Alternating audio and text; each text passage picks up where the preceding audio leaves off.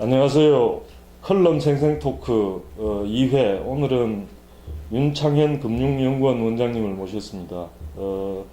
한국경제신문 3월 27일자에 자영업과의 동반성장이라는 숙제, 이런 제목으로 아주 우리가 다시 음미해 볼 그런 컬럼을 실어주셨습니다. 오늘 모시고 여러 가지 얘기를 들어보도록 하겠습니다.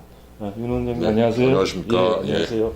사실 오늘 제목도 그렇고 첫 번째 이제 시작하는 문구에서 자영업자나 소상공인 이런 단어만 들어도 가슴이 먹먹하다, 이런 말씀을 하셔가지고 그 말을 들으니까 제일 먼저 떠오른 말이 그 알프레드 마샬이 그 뜨거운 가슴, 차가운 머리.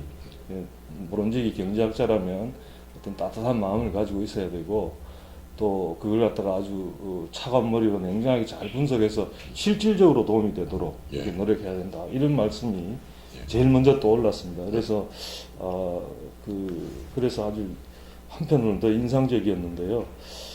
그런데다 또 중간에 있다가 보니까 저녁이 있는 삶, 이러면서 한때 대선 후보 가운데 한 분이 그런 캐치프레이즈를 내건 적이 있는데, 그게 또 자칫하면 우리는 저녁을 못 먹는 삶이 될 수도 있다, 이런 아주 경계의 말씀을 해주셨는데, 그 대비가 아주 흥미로웠습니다. 그 저녁을 집에 가서 먹으면 참 좋은데, 식당이 너무 많습니다, 우리가. 식당이 44만 개라서. 그래서 이제 그 점심만 먹어가지고는 안 되고, 저녁까지 먹어줘야 식당이 돌아갑니다. 물론 우리가 그 자영업자를 살리기 위해서 살아가는 삶은 아니지만, 그러나 이제 제가 한번 생각해 본 것은, 만일 이런 그 수많은 그 직장인들께서 전부 다 퇴근과 함께 모두 다 집으로 직행하신다. 좋은 얘기지만, 그러면 이제 그 회사 주변 식당들은 아마 분명히 문을 닫을 것이다라는 생각이 들어서, 어찌 보면 한 명 한 명한테는 좋은 얘기인데, 전체로 보면 아마 안 좋은 얘기가 되죠. 그래서 그런 부분을 한번 지적을 해봤습니다.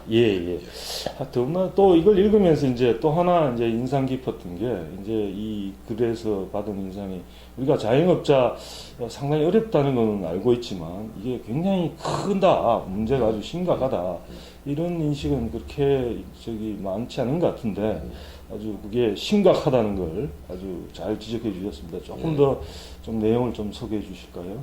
우선 제일 문제가 되는 건 빚입니다. 빚이 엄청납니다. 식당 차리고 이럴 때 은행에서 대출을 받는데 또 대출이 두 가지로 나갑니다. 중소기업이거든요. 중소기업으로서도 대출 받는 분이 계시고, 그 다음에 또 가게니까 가게로서 대출 받아서 식당이나 이런 노래방에다가 투자를 하는 거죠. 그래서 이제 가계부채가 있으면 가계부채 안으로 잡혀있는 자영업자 대출이 있고, 그리고 가계부채가 아닌 중소기업 대출 안으로 잡힌 것도 있고, 그러니까 두 개의 집합에 이렇게 사이에 있는 거죠. 그래서 이제 그 두 개를 합치면 한 350조쯤 됩니다. 그 규모가 사실 작지 않은데, 우리 올해 중앙정부 지출 규모가 한 342조 정도 그 된다고 정도 되죠. 들었거든요. 그거보다 더 크다. 그거보다 조금 더 큰 거니까 굉장한 거죠. 그러면 사실은 이자만도 만만치 않겠습니다. 그럼 이자 엄청나죠. 지금 이 대출 가운데 상당히 부실이 걱정되는 부분도 좀 있나요? 어떤가요? 그렇습니다. 이제 전체적으로 한 부실 비율은 한 2% 이내입니다. 현재로서는 한 1.5 정도, 현재로서는. 그리고 이제 또 하나 칼럼에다 쓰진 않았지만은 그러니까 경기는 안 좋아지는데 실업률이 굉장히 낮아지고 있는 좋은 사인이 나와서 굉장히 정부가 잘한다라는 지적도 하는데, 나중에 뜯어보니까 그게 이제 자영업자들이 취직이 안 되고 퇴직하고 식당업 이런 데로 들어가면서 일단은 그게 고용이 된 걸로 잡히거든요. 자영업이라는 게 자기가 스스로를 고용하는 거거든요.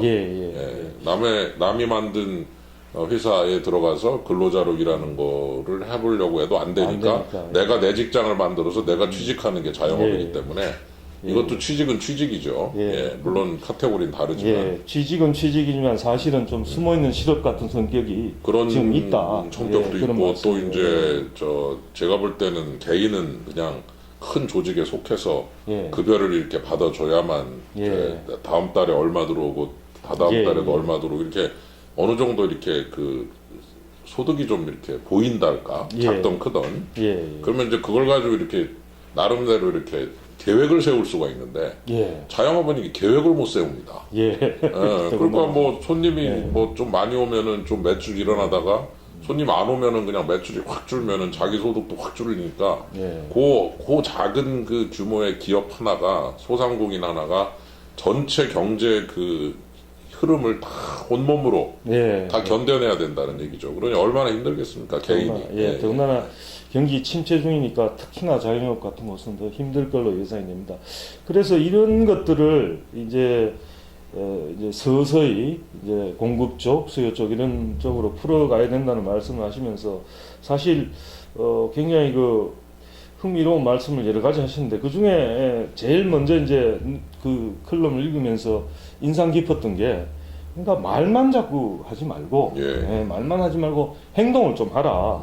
예컨대 거기에 그 컬럼이 하면 전단지 나눠주는 분들 예, 그런 것도 이게 한 1000장 나눠주면 3만 원 버는데 한 장 이렇게 받아주면 30원 그분이 벌 수 있도록 하는 거니까 그렇죠. 그거 좀 그것도 좀 받아라. 그리고부터 시작해서 수요 쪽에서 좀 말만 하지 말고 이런 말씀하셨는데 더군다나 이런 말씀 속에는 사실은 그 흔히 말로는 재래시장 살리자 그러면서도 행동은 또 다르게 하는 그런 분들에 대한 그 따가운 그런 어떤 뭐랄까 행동하고 말하고 좀 일치해라 이런 말씀 하시고 그런 얘기를 좀 하고 싶었습니다 사실은. 뭐 비판만 열심히 하고 뭐 아무것도 안 한 사람도 많고 뭐 우리나라가 그지 같은 나라라고 그러고 뭐 양극화가 이렇게 심하게 된 건 다 네 책임이다 그러면서 자기는 재래시장 한 번도 안 가고 그러면서 마트만 가고 뭐 언제 가봤냐 그러면 가본 지 기억도 안 난다고. 이게 앞뒤가 안 맞는 얘기거든요. 저 그렇죠. 개인의 행동과 시스템에 대한 공격이 서로 좀 이렇게 앞뒤가 맞으면 못 웃겠는데 그렇지 않은 분들이 참 많아서 제가 좀 꼬집으려고 생각을 했던 거는 전단지 이렇게 손 넣고 가면서 전단지 안 받아요. 그러면서 저 양극화 욕하고 말이죠. 왜 이렇게 뭐 문제 있냐고 그러고 그게 자기 때문에 그렇게 된다라는 생각도 조금은 해봐야 되지 않냐. 저도 마찬가지고요. 제가 거기서 예외일 수가 없기 때문에 저는 전단지 열심히 받고 그런데 이 칼럼 읽고 몇 분들이 그게 좀 마음에 드셨대요. 그래서 그 옛날에 안 받았는데 좀 받고 있다고 그러는데 보고서 어디 뭐 있다 보고서 이제 버리든지 뭐 그러면 되거든요. 근데 그거 받기 싫어서 그거 안 받으면서 양극화 욕하는 분은 그건 욕할 자격이 없는 거죠. 마찬가지로 재래시장도 그렇고 그래서 아까 수요 측에서라고 말씀하셨지만 이 자영업이 좀 서로 공존을 할 수 있는 어떤 그런 부분도 좀 모색을 하면서 우리가 그 일부는 또 본인이 필요해서 당연히 하지만 일부 또 그런 분들에 대한 고려도 좀 하면서 서로 공존을 한다면 좋지 않겠는가. 재래시장도 뭐 사실 아무도 안 가는 경우도 많은데 조금 한번 의식적으로라도 좀 가볼 수 있으면 좋겠다 이런 생각이 들어서 저도 노력을 좀 많이 하고 있습니다. 그래서 또 더군다나 또 사실은 경제하시는 분이 이런 말씀은 잘 안 하는데 왜냐하면 각자가 그건 자기가 알아서 판단할 문제라고 생각하니까 그럼에도 불구하고 그 심지어 뭐 회식도 자주 하고 그 바로 끝내지 말고 여기 보면 커피도 한잔 하고 또 저기 치킨집이나 그런 데 가서 저기 노래방이나 이런 데 가서 이제 마무리를 하고 또 집에 갈 때는 택시도 좀 이용하자 이런 말씀까지 하셨어요. 참 많이 안타깝다는 그런 말씀이 같이 들리는데 오죽하면 그런 얘기겠습니까? 그래서 이 문제를 보면 볼수록 너무 심각합니다. 심각하다. 그래서 이게 지금 전체적으로 운목 아랫목이라는 표현을 쓸 수도 있겠지만은 아랫목 옛날에 이제 그 온돌방에 보면 아랫목에다가 연탄을 이렇게 가열을 하면은 아랫목이 따뜻해지고 이게 쫙 해서 저 위쪽까지 좀 가열이 되는 그래서 이제 온돌 시스템을 보면은 전 그 부위를 모두 가열을 못하고 한 군데다 가열을 해요. 그러면 이제 거기부터 뜨거워지고 열기가 그렇죠. 퍼지는데 이게 이제 그 구들장이라고 하는 그 돌이 이게 깨져 있거나 문제가 있으면 이게 이제 가다가 중간에 이게 이제 열 전달이 안 돼서 윗목은 굉장히 춥고 아랫목은 뜨겁고 이런 경우가 생기는데 그 윗목에 계신 분들이 자영업자 같은 느낌이 들어갔고 이분들한테 그 열기가 전해지는 방법이 뭐겠는가. 그런 여력이 있는 사람들은 좀 말만 하지 말고 행동을 좀 하라. 그다음에 이제 회사 입장에서도 사실 그 빨리빨리 퇴근하라고 그러고 뭐 술도 먹지 말라고 그러고 막 그러는데 그 가끔은 좀 하라고 그러면서 임금과 별도로 좀 지원을 하면 회사에서 임금을 더 증대시키는 효과도 있을 거 아닙니까? 그렇죠. 그리고 그 돈만큼은 회사 주변에 자영업자들한테로 이렇게 퍼져 나갈 거니까. 그러니까 이게 이제 단순하게 개인적 노력도 필요하지만 회사 차원에서도 조금 신경을 써야 되고요. 제가